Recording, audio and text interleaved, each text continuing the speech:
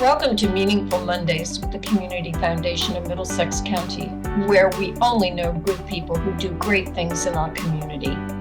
Whether you are a volunteer, a donor, or a nonprofit organization, each episode of Meaningful Mondays will celebrate you, our friends and neighbors who have a deep passion for and commitment to improving the quality of life for all in Middlesex County.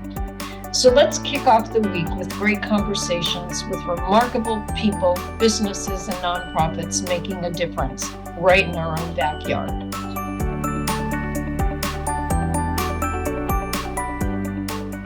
Well, happy Monday, everybody. Well, every day in Middlesex County is a great day, but this Monday is particularly meaningful because we have the one, the only CEO of the Middlesex campus for the Connecticut State Community College system. So, Kim, I am so happy we finally got this to happen. Really, I am. I'm really happy too, Cynthia. Thank you. You for fitting us into your hectic schedule. So as you know, we're talking to all the leaders in the community about what's the payback for giving back. So before we get into those kinds of conversations, we want to know all about you. But I'll start with 25 years.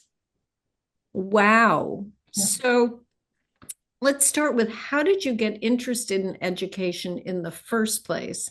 And then walk us through your career at Middlesex Community College. And it's just impressive because we have a whole list of things that you've done there. So I'm turning it over to you, and it's your turn to brag about you, and also to brag about the system that you're in, because you do so much for so many. Well, thank you. Well, the first question that you asked is like, why a college, why higher education? And that one's really kind of simple. When I decided to come to the community college back in 1998, I applied for the job because I was doing finance at the time, and working in a retail world, and decided that I really wanted to kind of get to where I spent the best time of my life up to that point. Now, here we are at 20 plus years old, and we talk about the best time of your life, right? Well, for me, it was my college years. And so I had the opportunity to start out by doing cashiering work at a college. Okay. And I already had my degree and everything. So I knew that would be kind of an entry level spot for me to get into the school. And really from there, I progressed up through the ranks in the financial realm, starting from financial clerk to working in payroll to, a bunch of different titles along the way. Became the director of finance for a while, and then the dean of administration here for a while, and ultimately now as CEO. So I'm very proud of my career trajectory, of course. But the college, some of it is being at the right place at the right time with the right degrees. I went back and got my master's degree while I was working. And, so it's been a great place for me to really expand. And I've been able to do so because of all my connections with the community, the work that I've done in the community, and just being a part of a great environment here. We were Middlesex Community College first, and as you know, we merged all 12 campuses into one college now called CT State Community College. So there's been a lot of ups and downs, but mostly ups, in a sense that our mission hasn't changed the same in helping the students to get to their next goal. And that's really what, I'm here primarily for our students, to see them, walk across our stage. It sounds kind of corny, but it's just not. That is an ultimate. It never is boost for me, to be able to see that. So, again, I think I touched upon all of your areas, but that's my career progression, and here I am. Well, you said something that I'm going to have you take back, because you said that it was being at the right place at the right time. But I'm going to say, I think you put in so much hard work that you deserved all the success that you've had. So let's start there. No, you're welcome. You're being a little too modest, Kim. Come on. No, I know, but that's me. That's me. I know. But we needed to throw that out there. Thank you, Cynthia. Oh, no, you're welcome. And I mean it. The other thing that you said was it's all about the students. Mm-hmm. And I don't know if everybody is as familiar with the system as we are here at the Community Foundation of Middlesex County, but describe for us, there's no typical student, I know that. No. But the difference that you make and Sure. why. Sure. So we have students that are coming out of high school. Those are what we probably the general public thinks, okay, people go to high school and then they come over to college. But at a community college, oftentimes we get a lot of students that have maybe gone on to a college, a university, moved away from home, then didn't like it, came back. Sometimes we have folks that go out into the workforce and then realize they need to be trained, retrained to hone their skills. They come back. We have folks that just didn't know what they wanted to do when they graduated, got themselves a job and realized that I don't really want to work at this level in this kind of environment. I want to go do X, Y, or Z, and they come back. We have homeschooled students that are that have not even graduated yet, but come to us for many different science courses and upper level math courses and those kinds of courses that they love and they're mixed into our classroom. Last year our eldest graduate was 80 years old. So we have folks that stop in and stop out over the years. Yep. Life happens, right? And they continue on and continue on. Sometimes people can persist for more than 10 years to get their associate's degree. So you're right, Cynthia, when you say there's no one size fits all student. No. For me, we have seen in my tenure, we now have a full food pantry that you know about because you support. We Right. have a lot of wraparound services that we never had when I first started. And so whether it's a food pantry, a mental health counselor on campus at all times when we're open, those kind of things that we have expanded to include make our campus a much, much more welcoming and helps those students to get what they need here. So there's You're so the many different things I can go on about, but No, you can keep on going on, but I'm okay. going to interrupt to say I have this vision of Kim with this big warm blanket around all this, Yeah. no Yeah. matter what. And it's really not just me, it's our whole campus, Of Cynthia. course. We have so many great people here, but being able to get to this point and be able to lead and kind of, one of our former presidents said that I must have a big Rubik's Cube and turning that Rubik's Cube to kind of Right. make everything fit. And I've never gotten all the four sides, or what is it, six sides, eight sides, whatever it is, to match up yet. She said my Rubik's Cube just kept going. I must have, 30 different sides to it. But, and that's kind of where I am. I just keep moving it around, trying to make it work the best that we can. Lots of moving parts. And then Yes. describe for everybody some of the areas of study that you offer, because it's Mhm. quite amazing. And I'm going to tell you a quick story. I was Mhm. once invited to be at a high school career fair as the nonprofit representative. And and it was in Clinton, it was down county. I had so many people come up and go, I went to Middlesex. And Mhm. I'm really happy. I really, I'm a vet tech. I'm this, I'm that. But describe for everybody the breadth of studies that you offer. Well, so locally, before we merged, we offered about 70 plus or Right. programs on campus. Now, as CT State, we have over 300 available to every student that comes to the door, and they range from our allied health programs. You can do a workforce program like phlebotomy or become a CNA, or you can do your prerequisites here and then go on for a nursing degree. You can do advanced manufacturing. You can do engineering and math. You can do sociology, psychology, and human services. We have criminal justice. I'm sure I'm going to leave out a bunch, but just the vast majority of our students can come, and even if they're not sure what they want to do, start. Just get started, and then start to do things that you like, find yourself, and then progress on. But we are known for our Center for New Media, which is located in the lower Yes. level of Chapman Hall. It's a Hmm. full television production studio as well as a content creation space. So, keeping in line with the new ways that we market, thinking about online marketing and all of the different short snippets of information that we have to get out.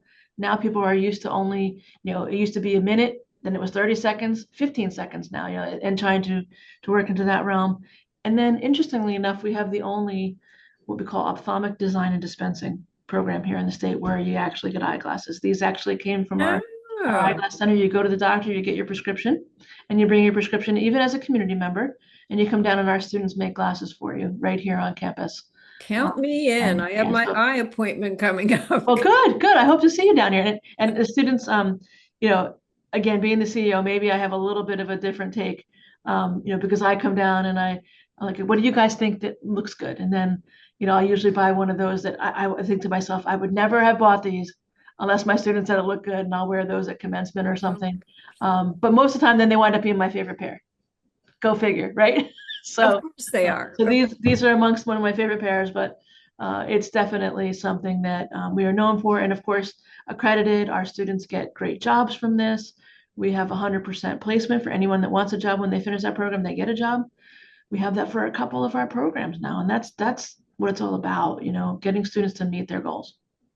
So that's an important, I think, point to make, getting the students to meet their goals. Right. And I love the Rubik's Cube analogy, because fitting it all in, and I don't think you sleep at night, Kim, because I know that you're fitting it all in. But you just said something about the eyeglasses, that as a community member, I could walk in. Yep. I never knew that. And we take pride in being nosy. So Right. Well, come on over, check it out. So it's in the lower level of Chapman Hall. Mhm. We have it looks just like a lens crafters if you've ever gone to a similar lens crafters, or Pearl Vision, if they're even in business anymore, those kind of places. Right. You know, where you can come in and you can select frames. We have frames that, all different kinds of frames that are on loan here that we actually can sell on a consignment. And then we fit you for the lenses, so these that I'm wearing right now are progressive in the sense that I can read, I can look at my computer, and then I can see people coming in the door. I don't need anything for distance, but taking the glasses on and off every time someone comes to the door Right. was problematic for me. So they said, why don't we try these? And it's worked out just great. You can get the computer glare stuff, all the things that you would get at a regular, out in town kind of place. You can get them here, and they're I would say significantly less expensive, because the frames themselves are, again, on consignment at much lower cost. And then the actual working of the lenses, we do get a wonderful discount, and pass that on to our students and our community. That's amazing. So if there's one other little snippet that you can think about that the general community wouldn't realize about what you offer, do you have one other thing, like, I wish they knew? Well, I wish that they would come and see us, okay? Because so many times, Cynthia, once people get here, they're like, oh my gosh, I can't believe this is right here on the hill. And the view is spectacular no matter what. Well, we have that going for us too. But people come over to our library and don't realize that they can come in and see our library. You can come to, we have a Pegasus art gallery. A lot of people don't realize that we have an art gallery right here for free. So if anyone's interested in coming to an art gallery and taking a look at whatever local artists we have, or sometimes we have traveling artists, and sometimes we have our own student artists that are putting up a show. We have two Wow. places for art. And I don't think people know this enough. They don't come up and see us enough. So I invite anyone to come on up. I'm located in Founders Hall. If I'm here, I'm more than happy to give anybody a tour, or have someone else give you a tour. We encourage them to make an appointment, though, because we Yeah, know. we could try that. You could try that. But nonetheless, if someone's here and in town, I want to see them. Okay. And then the other thing that you do, you are really devoted to our veterans. Yes. So let's talk a little bit about that. And I know I'm totally off the notes that we talked about. So That's forgive okay. me, Kim. It's okay. It's okay. So one of the things that we do have here is a Veterans Oasis for our students. It's not open to the public. Okay, so our students, once they register, they are part of this Veterans Oasis. Now, alum come back and help out sometimes, but what the Veterans Oasis does is it connects our veteran population to all the services that are available to them in the state of Connecticut. And whether it's through their educational GI bills, their veteran tuition benefits that they have as a state of Connecticut resident, all of that can be, they help them walk through that process. And then, we have a veterans garden where we grow fresh produce that gets donated to our food bus, our food pantry. That is a way for the veterans to give back to their community here for this exchange of services, and then for others on campus to kind of honor them by saying, this is our veterans garden, and it's a point of pride for us. I don't usually talk a whole lot about it in the public sector, just because I don't want everyone to kind of bombard us and come over and think that it's an open space for everyone. Right. It's not. It's really for our students, and I want to make that clear. But we have been awarded several times as a gold star, Right. what they call college, and also for family support. For uh, I'm going to think about the name of this, but it's they do a star rating, gold of course being the highest, and then Right. they have one for the families as well, because sometimes the benefits can be extended over to families, or they may be struggling together, and we help them together, whether it's through food insecurity, now being home, helping them with connecting, opportunities in downtown for housing assistance, or things that you wouldn't think of that our veterans need, but they really do, Cynthia. Well, okay, Kim. I know you don't get any sleep. Let's flip the switch a little bit.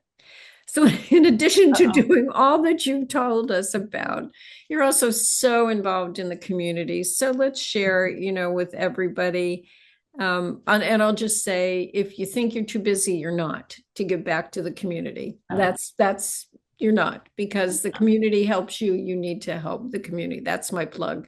So you have been involved. Tell everybody what you've been doing and what you've been up to over the past several years. I know I can count on. I don't Well, have enough we digits. can start out with the United Way. I started out as a Women's United. That used to be called the an infinity group of the United Way. That changed their name, and it's called the Women's United now. Mhm. But still the infinity group of the United Way. So I started out there, got voted to be chair, and that gives you a role on the board. And then once I got on the board, I loved it, and I wound up becoming the board chair. So I probably didn't realize this at the time of what a commitment. So you do 2 years Right. as the vice chair, then you do 2 years as the chair, and then you think you're done, but you're not, because then you do 2 years as the outgoing chair, and then they love you so much that you just keep going back because you love it too. There you So I'm go. still involved with the United Way. I'm an at-large member of the board, and still, work on committees with them. So near and dear to my heart is also Gilead Community Services. That was my very first official board to be on, and I couldn't say enough great things about the work that Gilead does for the mental health, um, those in need of mental health services here in our region, not just Middletown. They also service the full region, and even all the way up into New Britain with the Farrell Center, and the partnership with the Oak Hill that they have has just been wonderful. I'm actually considered an emeritus board member there now. I timed out. I was on there so long you time out, Sure. but they don't let you go either. Right. So you stay on as an emeritus, and I certainly am honored about that. That service. I do other work with the Workforce Alliance. I'm involved with all of the chambers, mid-state or local Middlesex County Chamber and the Old Saybrook Chamber. Um, I'm due to be voted in. I've been told I'm going to be voted in for a board seat at the Mid-State Chamber coming up here at the end of the month. So that'll be another new role for me. And then several like committees around town. We have Unbelievable. yeah. So I think that's probably enough, but several committees. Oh my Um, gosh. being part of Middletown, just what a wonderful job I think the city does in organizing, the nonprofits with their city work, and really including us in Wesleyan, even though they're not a nonprofit, they're definitely in there with us, and we do a lot of partnership work with Wesleyan, having a university and a college right in the same town. Couldn't be any better. There you go. And then you really recently were on a panel discussion of women embodying change. Tell us about that.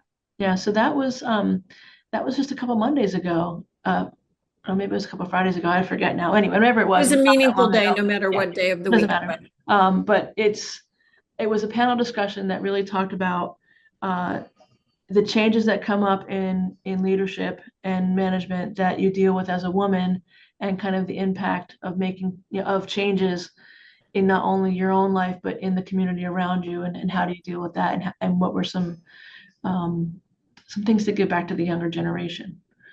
And what was really, really interesting to me about that group is we all came from different backgrounds. So we had Hilda Santiago, who is a state rep, and then we had, Beulah Preston, who was a hairdresser, and has been a hairdresser, owned her own shop, and she talked about stories not only as a woman but also a woman of color, when she went to go apply for her first Mhm. business loan, they wanted to talk to her husband. She couldn't possibly be there for a business loan. We talked about, the way some trends have changed and, sitting in positions where you're at a table with all men, and here you are, and how does that feel?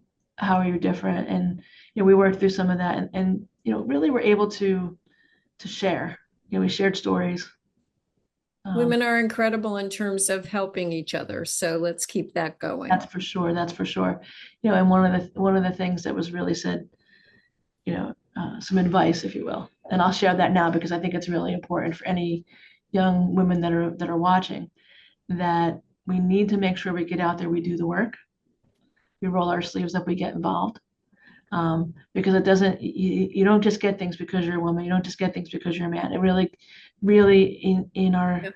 in our society, you have to do the work, and then things come back to you You 20, get 30, what you 40, give. times. Yep, You exactly. truly do get what you Yes. give. So that's the advice I want to make sure that everyone who's listening today, can take away from that. All right, so that's a perfect segue. Uh-oh. You think we had that planned, but one of the things we're talking to the leaders in the community are about the payback for giving back. And I think that was a perfect segue to what would you tell other people about the payback that you've gotten from Sure, giving sure. back? Um, well, first of all, I want to talk a little bit about when you get put on boards or you're involved in a lot of community service, there's an awful lot of asking for money or asking for donations, and it's really something that it's not for everyone. So don't think that all community service requires that. But when you get to a certain level of job, such as the one that I'm in now, that is part of the requirement for the job. And I remember thinking back, okay, so I'm always the person that just gives and doesn't always want to ask to get. So I'll be more apt to take my checkbook out than maybe ask. But then you get to the point where my checkbook's not going to cover what we need, right? And so for me, the first Red Moon event that I was Right. the co-host of, I've been involved in it behind the scenes for years before that, but now I was going to co-host. And I remember For thinking, those of you who don't know what the Red oh, Moon let me is, explain that. Yeah, I should an probably say. awesome, awesome event. It's our largest fundraiser that we have here at the campus, and it occurs in October 4th this year. And it occurs in October. It originally started out as a celebration of the actual Red Moon with all things made in Connecticut, and it morphed into a night of entertainment in my opinion, raise money for the best things that we need in Connecticut, which are our students and the student success factors that we've already talked about. We need money to be able to innovate and continue those scholarships that students receive. So it's a night to raise money for that cause.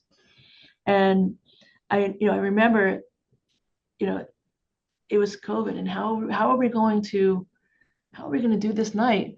And we're going to co-host it, and we're going to be in a studio with no live audience. And we actually made just as much money, Cynthia, that night, maybe even like a couple $1,000s more than we did when we have our whole live show. And so when I think about people giving back because they saw all the work that we did, we saw Right. all the things that we did in COVID to maintain the quality of education that we put out here.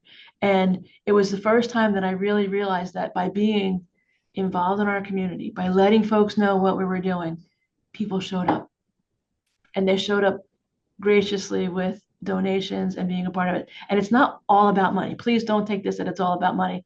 But when you ask me, like, how do you know? That's how you know. And when you get awards or when you get acknowledged, there's a certain element of pride that just, you know, it's like no other. You I know, received several different awards in my lifetime, and the ones that mean the most are the ones that come from our peers. yep. And the other thing is, I'll say it again, you get what you give. If you Mhm. give to the community will respect you and give back when they can. And Yes. the other thing is, honestly, Kim, I've worked in lots of other places across the country. Mhm. Excuse me. I think we really, our saying is we only know good people who do great things. And they really moved all to Middlesex County, or at least they work We are here. really fortunate here. We Cynthia. certainly are. It's just we are so, so lucky and we're very fortunate. Okay, Kim, is there something I should have asked that I didn't? Oh, you know, I think maybe we should talk about what we do in some of our spare time. What do Because you when spare we have these, time? well, that's the thing, that's why I wanted to talk about it for just a moment. When we have our lives together in the ways that we do, when we do so much for the communities and we're out there, it's really, really important to try to find a way, find something that you're able to do that's for yourself, because it Right. makes you a better person when you're doing all the other things. Now, for me, it's golf. I'm not always great at it, but I do love it. I make sure that I joined a golf league several years ago with my colleagues down at the Connecticut Valley Hospital and a few others around town. We play at Portland West on Monday nights. And I'll tell you that the camaraderie that you build in doing the things that you love as well also comes back. So I'm doing that for me, but it also impacts so many other things that you don't even realize. So my own health, my own being, my sanity, that once a week sanity that I get. So I wanted to just put that out there, Cynthia, because it's just important in today's day that we do take that time to reflect, and a little bit of self-help goes a long way. Very well said. And a friend of mine said, if you're on an airplane and something's going wrong, put your own mask on first because you can't help anybody else. That's So true. That's so true. that's stuck with me forever. Yeah.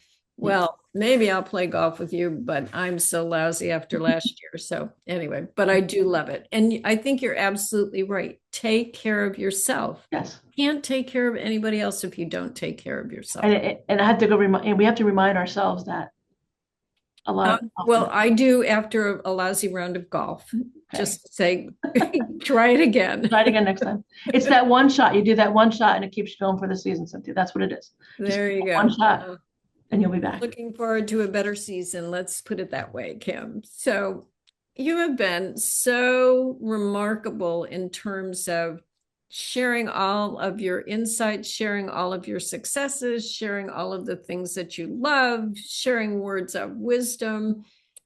So, what are you looking forward to in the next month or so, besides an excellent round of golf? Well, let me tell you, this is my favorite time of year, Cynthia. This is Mm-hmm. the time of year that, it may be in my professional life, but it warms my heart like you can't even imagine. We celebrate our students in so many ways this time of year, starting out with the academic award night, the scholarship night, the Phi Theta Kappa induction for the Honor Society. We do our Arts and Media Festival, and then of course it culminates with commencement in the end of May. So I have many, many things to look forward to between now and May 22nd when commencement is. And I'm telling you, it sounds corny, and I have my friends that say, "Oh, come on, Kim, that's not." No, it really is. And I ask any one of you to just watch some of these ceremonies and see the hope and the pride that people have, when they didn't think they were going to be able to not only come to college, but get a scholarship or receive the highest award for honors, receive, the see their work published, or put out in a way in the Arts and Right. Media Festival, walk through and see the fine arts, the drawings and the color theory work, and just the things that we would transform our library into a place of student work. And each year I say it can't get any better than this. And yet every year there's another artist that comes along that the work is just top notch. Like I can't wait to see where these folks are going to go. And then Well, when you come back, it's like, wow. So I say this because I definitely know that we have a lot of alum out there. We've graduated over 80,000 people oh my gosh, at this wow. campus right here in Middletown, Cynthia. Wow. Over 80,000, and many of them are still alive and out there. And I want you all to come back. I want you all to take a look at what we're doing now. Come to some of these events. They're all open to them. And I really, I couldn't say enough about this time of year for me. And I know it'll bring, good things to others. So please post this on your website so that everybody Have can. our event calendar. The Yeah, website's different now because it's ctstate.edu. right. And then you search down for Middlesex, and then there's an event calendar just for Middlesex. Okay. But really, once this is done and we do our editing, let's Okay. get the word out there because the Community Foundation of Middlesex County appreciates you Oh, and I know you do. all the I work. know you do. Well, Kim, I don't know. I'm exhausted by all you do, but enthused by all that you do. So I thank you so much for taking time from your So crazy happy to be here, Cynthia. So happy. and thanks for all you do for making an investment in our future. Thank you, and same to you. Thank you. Thank you for joining us for this week's episode of Meaningful Mondays. At the Community Foundation of Middlesex County, we know that philanthropy matters and philanthropy works. Together, we support the arts, education, human services, animal welfare, the environment, heritage enhancements, and so much more by providing services, programs, and grants to our local nonprofits. We invite you to learn more and share your passion with us. Visit us at middlesexcountykcf.org or contact us at 860-347-0025. Together, we can make great things happen.